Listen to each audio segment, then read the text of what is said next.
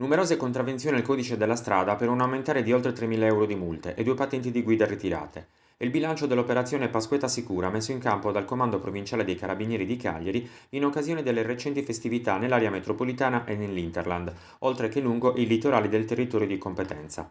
Durante il piano straordinario di controllo del territorio, finalizzato alla prevenzione e repressione di reati di vario genere, sono stati mobilitati 115 militari e 53 automezzi, grazie anche all'ausilio dei reparti speciali quali unità cinofile addestrate alla ricerca di droga ed esplosivo.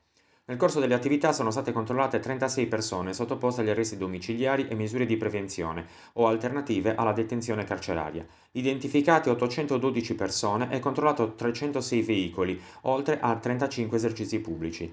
Una serie di controlli che, in definitiva, hanno contribuito al tranquillo svolgimento delle giornate festive. Controlli sono stati eseguiti anche nelle zone di case e locali incustoditi per prevenire i furti e infine assidui sono stati gli accertamenti degli automobilisti per scongiurare il fenomeno della guida in stato di ebbrezza e i rischi ad essa connessi.